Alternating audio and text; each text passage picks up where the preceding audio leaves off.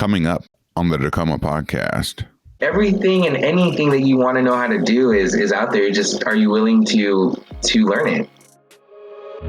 Tacoma, what's good? Welcome to the show. I'm your host, Derek Shockman. On the Tacoma podcast, we have dope conversations with the people of the city of Destiny. We have episodes with small biz owners, athletes, creators, performers, politicians, and neighbors. If you're down with Tacoma, tune in and let's get inspired. Let's go.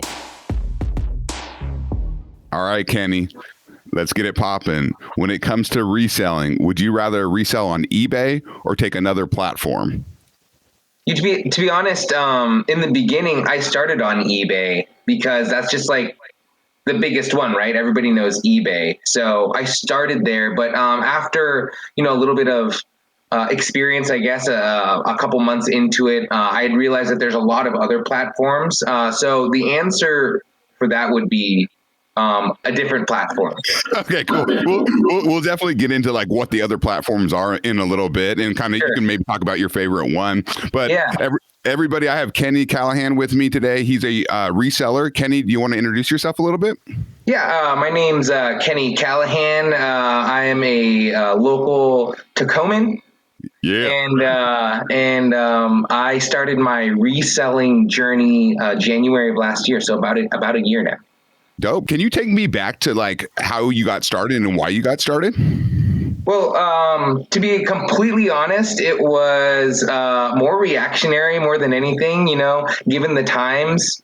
So January, right before the pandemic, I actually went separate ways with my job, actually where I met you, Derek, at the gym. And so after that, I was trying to figure out like what to do, and really didn't have a solid plan. So I just kind of reacted to what was most natural to me, which was selling things. So I didn't have enough money coming in versus going out. And I had to slow the bleeding a little bit. So I just started selling things in the house, really figuring out like, okay, what are we going to do? And long story short with that is I fell on something that worked, and saw the opportunity and just decided to hit it while it was hot. I know from our previous conversations before, we listened to Gary Vee. Sure. I know that, we follow him on Instagram and whatnot. And it's funny because he's big on reselling, I believe. And I remember it was probably like 5 years ago. He had this rant about eBay, and I was like, you know what? I'm going to sell some shit. And so I took out my, which I kind of wish I didn't now, but I took out some of my old basketball jerseys and I put them on eBay, and sure as hell, they sold, man. And it was just cool to like see, so yeah.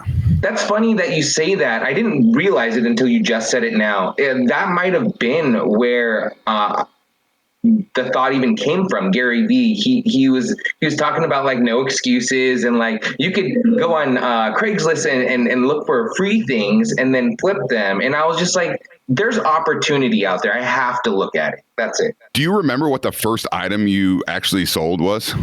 So,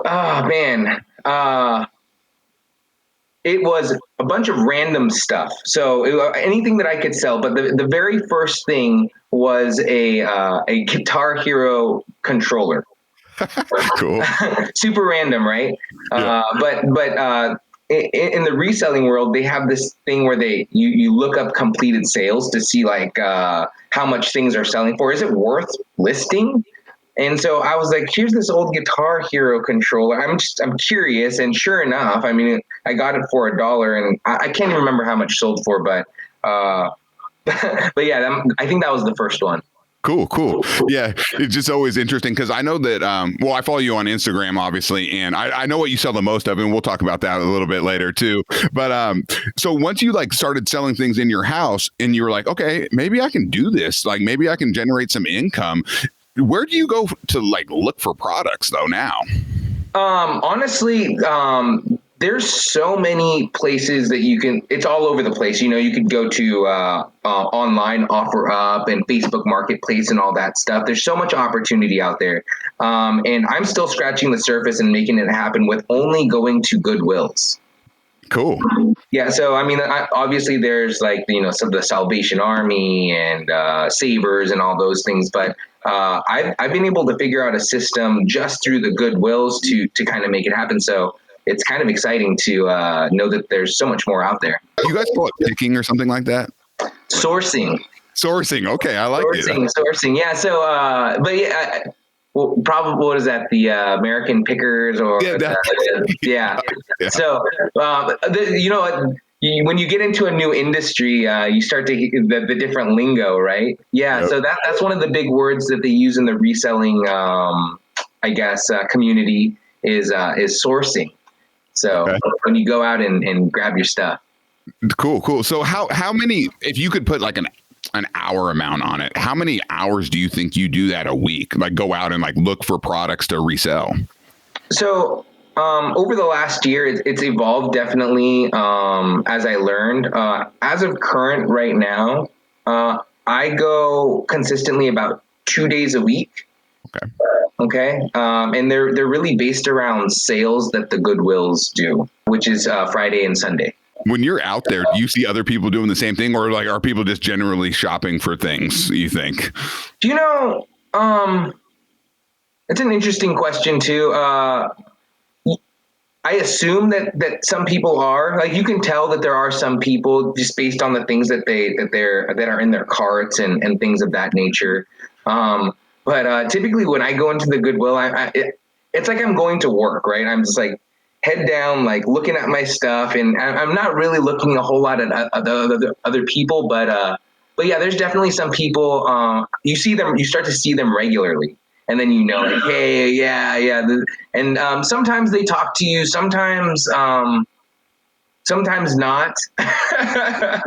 Yeah, you know what? I think it's a lot of extremes as far as types of people. There's people in the reselling community that are very, I guess, more introverted, yeah. And then there are the more extroverted ones that are happy to talk to you. So, you know, I try to be nice to everyone, though. For sure. When you go out, do you have a plan of what you're going to buy that day, or does it kind of just whatever you see and you're like, man, that won't work? Yeah. So, I mean, with the Goodwills, everyth's random, right? So you can't, like, there's certain brands, let's say that there's certain brands that I'm always looking out for. And then it's definitely a lot of strategy too. Like going on sales day, being the first one in the door, that sort of thing. I think those little things add up as far as like your wins that you acquire. So yeah, there's definitely principles to, I think, to doing it consistently and successfully. Definitely. Yeah, for sure. I think you got to take it pretty serious once you get going, you know, if it's more than just a hobby, right? If sure. Some, like income from it. Speaking of income, question for you. Yeah. Do you know the item that you've generated the most profit on? Maybe kind of tell like what you got it for and what you sold it for? Yeah. So, I mean, there's the obvious ones. Generally, everything sells for roughly around the same amount. That's what I'm shooting for. But sometimes you'll come across unicorns, right? And you know what? It's got to be like probably like an UGG boot or like a Red Wing boot. So boots typically go for a higher price, and if you can find them for a really cheap one, then the odds are really good. So it's usually I don't know the exact number, but I know that I probably bought the boot for under $10 and sold it for over $100. Damn, that's pretty good. Yeah. That's cool. Yeah. I don't know if you want to share this or not, but you mentioned like you search for certain brands. Sure. Can you share what brands you kind of look for? Yeah. So obviously in the beginning, it's the normal brands that Nike and Adidas and stuff like that. But what I found are here's two that I didn't know prior to reselling. And now I am definitely looking out for them always. So Brooks running shoes. Yep. Funny story about Brooks real quick. My brother-in-law used to work for Brooks. And so I know that their shoes are legit. Yeah. I mean, like people love those shoes. Yeah, it's like a cult following, it seems like. Yeah. It's a runner shoe for sure. Yeah. Yeah. So running shoes specifically, in general, like so the Brooks, anything Brooks really is worth looking at. And then Dansko. Yeah, right. Same. So Dansko is like a clog. It's like a professional, like it's a nurse's shoe basically. Okay. And these things, they just sell like hotcakes, man. And who would have known? It's just this shoe, this clog looking shoe, and you wouldn't give it second two looks really. But looking them up on the completed sales, right? And realizing like, wow, this thing is like actually selling regularly at a good price. That's crazy. I mean, you got to find those niches though, for sure. Now I hear you, I see on Instagram and I hear you talking a lot about shoes. Is that Sure. a product that you specialize in? Yeah. So about 90 days into reselling. So, January, basically, I'm going to start selling things. February, I'm selling things. March. And then, so basically end of March, I realized like, okay, this is too complicated. There's so much going on. Like it's turning into an episode of Hoarders. Random stuff everywhere, packing supplies all over the house. I had no idea what I was doing, really, just winging it. And I quickly realized, like, if I want this to work, I need to do one item. I was like, only have to learn how to pack one thing, only know how to learn how to picture one thing, store one thing. And I was like, with that model, I could see it scaling and becoming a business. But the other one, I was just like, this isn't going to work. I ended up on shoes. Yep. Yep. And I feel like that's a really good one because I think that, like, especially with like even classic shoes, right? People love buying them and repurposing those shoes. Absolutely. So once you get these shoes, do you have a process? Like, I mean, obviously, I don't know if Goodwill does. I'm sure they do. But do you clean them? Like, how does that work? Yeah. So does Goodwill clean their shoes? No. No, they do not. Oh. They do not. But yes, and same thing. In my business, principles are huge. So I have principles for going out and sourcing these shoes, what I'm looking for as far as like they have to meet a certain criteria as far as damage on them, wear and tear, have to be minimal, that sort of thing. And so the amount of time that I'm actually spending cleaning it, isn't taking up all day long. So yeah, I get the shoes in and I do clean them. In the beginning, it was toothbrush and dish soap. And now, I'm using drills with brushes on them and, what is that called? A shop vac. I do about 10 a day. About 200, Monday through Friday. I take the weekends off. So about 200 shoes a month is what I'm processing right now. Okay. How many days do you dedicate a week to like shipping? Do you like ship all in one day or do you kind of just do it as they come in? How's that work? So my process is 6 days a week when the post office is open, and then I do my shipping in the morning. Whatever shoes are ready to go out in the morning, I'll ship them out. And then whatever sells throughout the day, they just go out the next morning. How long do things usually take to sell? So that's the game actually, right? We're always trying to sell them quick, with a decent profit. I color code all my sales so I can see like 30, 60, 90 days and when, what bracket they sold in. I'd like everything to sell within the first month. The reality is about, I would say 33% to each, so 33% of them sell within the first month, 33% sell within the 60 days, and then 90 plus the last 33. I was always curious about the turnaround time on things and just how that looked, and then, so let me ask you this too. Do you dedicate a certain amount of your, like say profit or revenue to advance your business basically to buy more product? Yeah, especially in the beginning, this first year, it's been a balancing act because most everything had to go towards bills first. Like that was the main priority. Like, hey, let's cover the bills first. And then whatever was left over, I just reinvested right back into it as much as I could. Now I base it on my sales for the week. So I just track like, okay, I sold, let's just say I sold 30 shoes this week. Next week, I'm going to add 20 more to that. I will source 50. Got So I'm always adding into my inventory. Now you have these processes, to like inch your business forward. That's really cool to see, because I know we talked probably about a year ago, I think right after you started this, and you were just getting going with this. Yeah, I think, yeah, absolutely. We went to the Harmon and had a burger and a couple beers, I think it was. Yes, yeah. Uh-huh. Yeah, for sure. So I asked you that, would you rather question in the beginning eBay, or would you rather sell on another platform? And you picked other platforms. Do you have a favorite platform, and kind of maybe describe to the people what different platforms are to resell products? Sure. Again, eBay is the number one. The number one. I sell on Poshmark and Mercari. So, and my favorite one is Poshmark. So those are the two platforms that I sell on. And the main reasons that I sell on them is, well, they're really easy to use. So getting started and figuring it out wasn't too much of a learning curve. So I could get going quick. And the amount of time that I spent on there actually inputting the listings was pretty quick as well. So it's all about efficiencies and whatnot.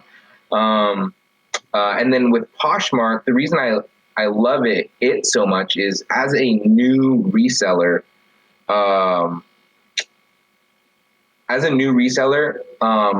in other markets, say eBay, for example, you don't have the credit yet. You don't have the good reviews and that sort of thing which drive views to your store.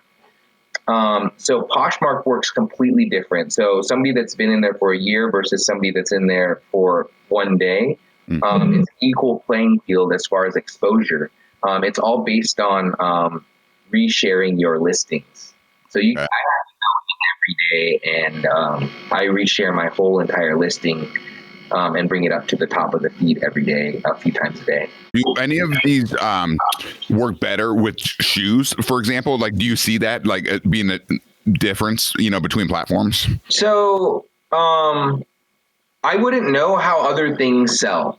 Okay. Other than shoes, because when I went into the whole Poshmark and Mercari combo, like that's what I've been doing from day one, jumping into that. So I abandoned eBay one day and completely jumped over and went 100% shoes. So, but as far as I see, Mercari, you can sell all kinds of different things. Poshmark is more fashion. Okay. So you would sell. They are evolving, but I believe they started more as like clothing and shoes, and other than that, you can't sell anything else on there. Jewelry you can sell, I think. So cool. Speaking of listings, I didn't think about this before. Like, how do you take pictures and stuff? Do you just take that with your phone? Do you do a white backdrop? Like, how does that work? And like, what makes it more successful, basically? Pictures are definitely important. I would say it's a main part of. I mean, it's the only thing that the customer sees, right? Yeah. And they have to make a decision based on that picture. So it's a really good question. I wanted something consistent, so I just took some pieces of wood and created an open box.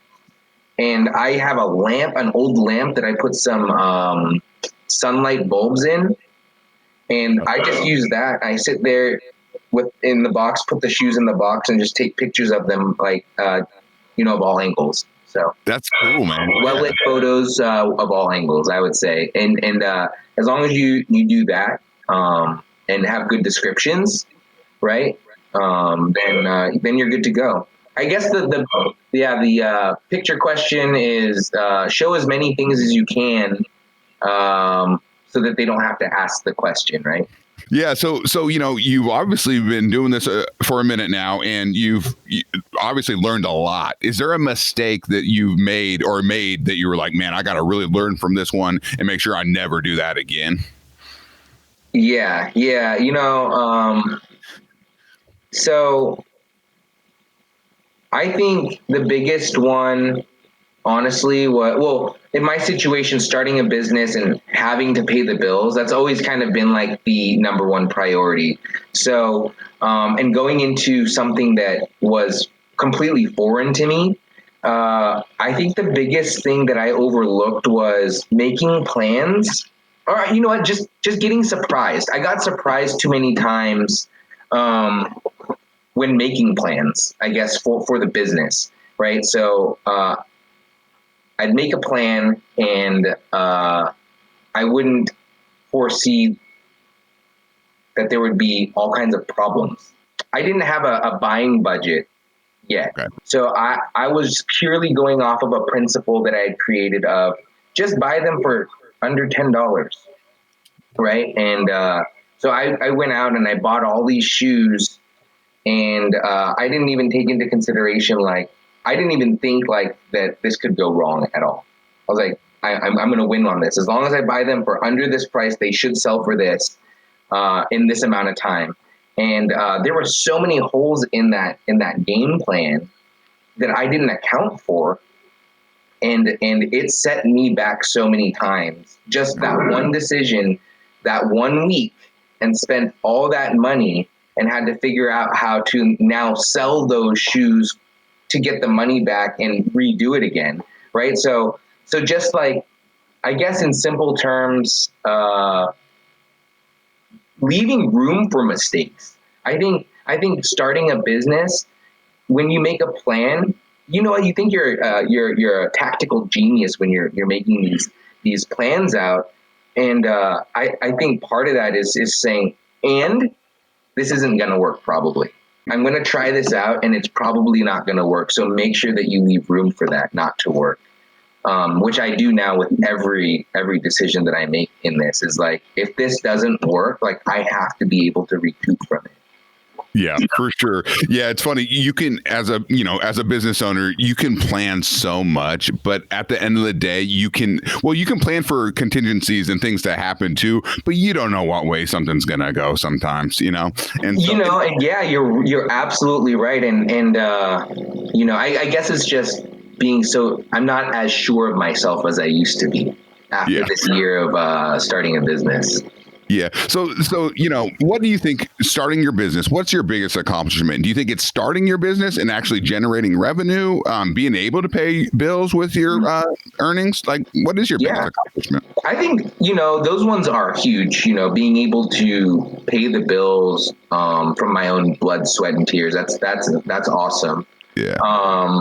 Honestly, I think it's the self-validation that's been the most empowering.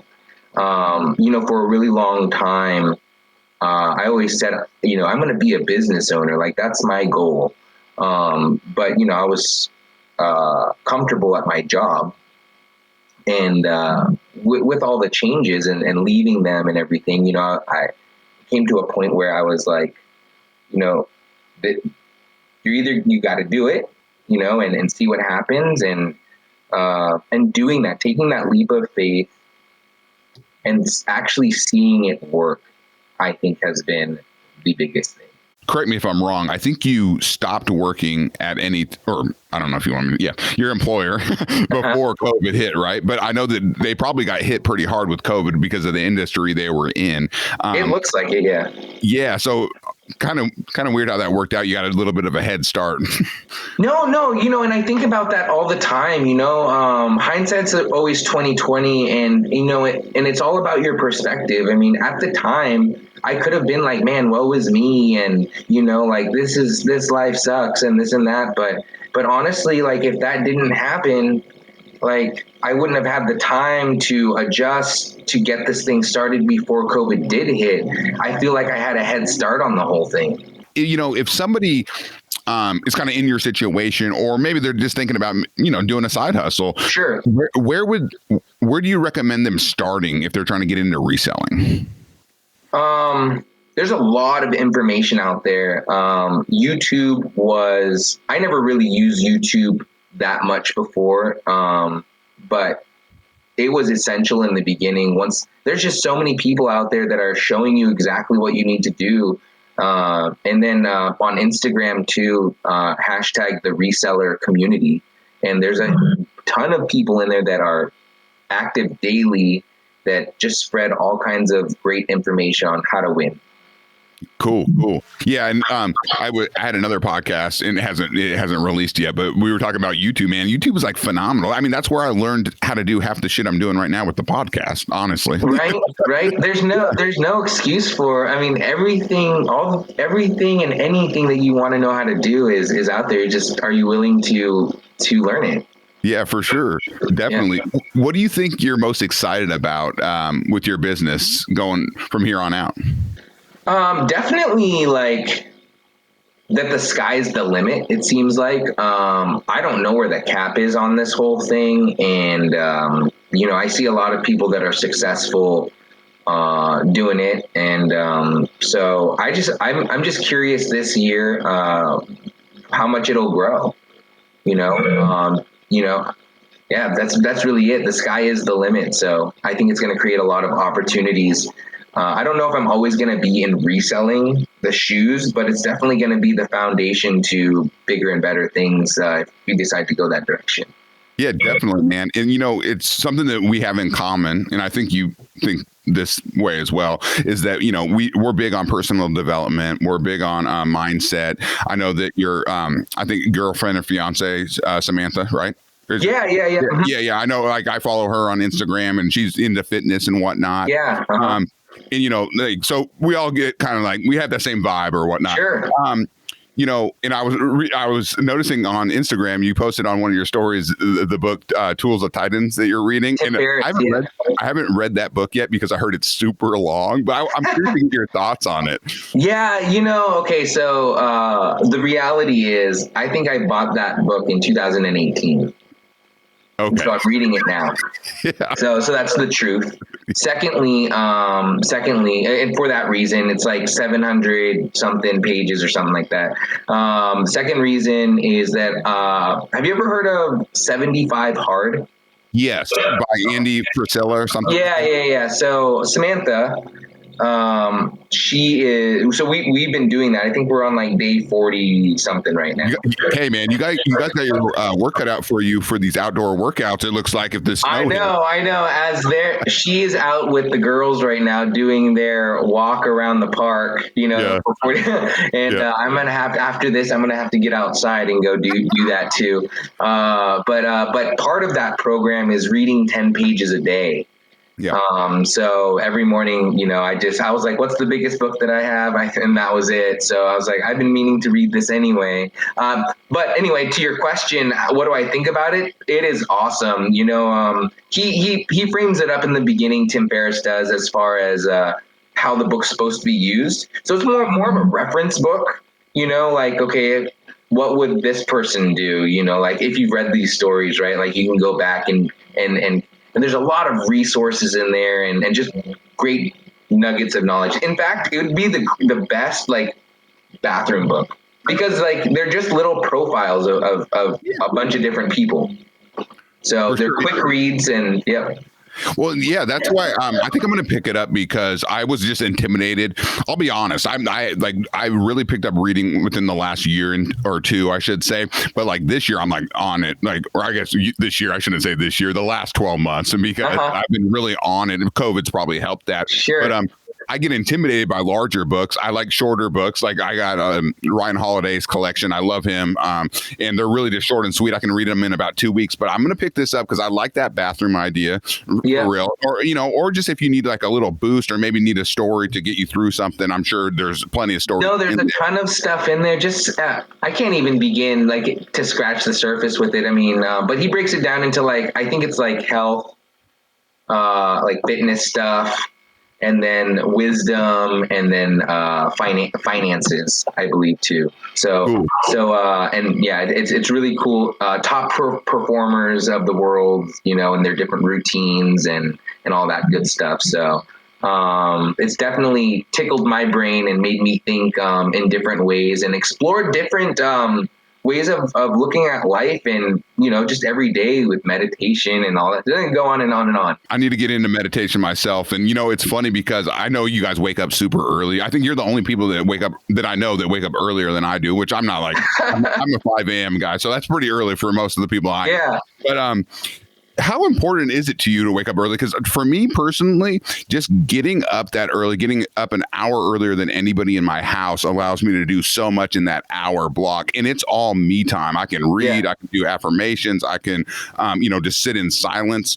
And, you know, it's funny because I feel like I'm getting all philosophical as I get older. But like in all seriousness, man, like I think it's super good for the mental. And I'm just curious to get your thoughts on that and like, why you wake up early. Sure. So you hit it right on the head, man. I think it's the same principles and reasoning behind it. You feel so, it's the feeling that you get for the rest of the day, you know, right? You get up and you've already accomplished something that, like you said, most people, 5 a.m. is really, really early already, right? And just the accomplishment of like, this is something difficult, right? So done. Already feel good, right? And then secondly, the amount of things that you can get done when it's just you not being distracted by others, right? Yep. So with honestly, Samantha is the reason why I wake up as early as we do now. She's been waking up at between 3 and 3:34 since I met her. My alarm goes off at 3:30 every morning. And I usually am out of the bed by 3:45. She gets up first. She's usually up. Her alarm's at 3:30. She gets up usually at like 3:15 before the alarm, and so makes the coffee and stuff. So she kind of makes it a lot easier for me to get up, you know. But same thing. I think 75 hard has been not so hard because of that. Like we get up that early because, you know, we have kids 7 days a week, right? To get anything done that we want to get done, and really have quality focused time, we choose to do that earlier. And it, you know, I think it's beneficial and it just feels good. It's just like you think about your quality of life and honestly, waking up early and getting things done and started seems to fit into that.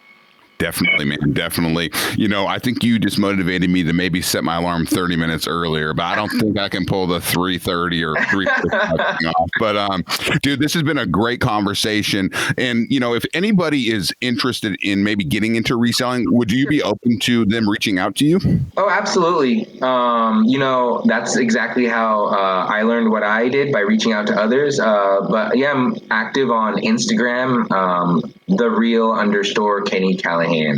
Cool. I'll put that in the show notes, man. Cool. Really appreciate this. Thank you for jumping on. I learned a lot. I know people are going to learn a lot. And yeah, I appreciate you. Thanks, man. All right, man. Peace. All right, guys, that's a wrap. Thank you for joining and taking the time to listen to the Tacoma podcast. If you were down with this episode, I'd be super pumped if you subscribe.